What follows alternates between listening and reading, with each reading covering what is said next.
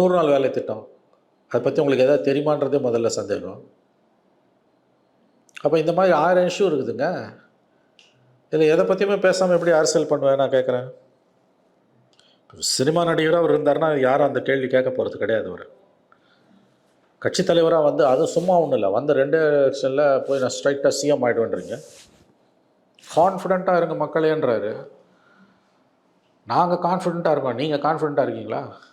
அப்போ பதில் சொல்லுங்கள் சார். இதில் உங்களுக்கு நிலைப்பாடு இல்லாமல் உங்களுக்கு எப்படி சார் நான் ஓட்டு போடணும்? நான் உங்களுக்கு ஓட்டு போடணும்னு நினைக்கிறேன், உதாரணத்துக்கு சொல்கிறேன். ஆனால் நீ இந்த விஷயத்தில் உங்கள் ஸ்டாண்ட் என்னன்னு தெரிஞ்சு தான் நான் ஓட்டு போடுவேன். பிஜேபி வந்து நல்லா இருக்க நாட்டை நாசம் பண்ணுதுன்னு நான் சொல்கிறேன்.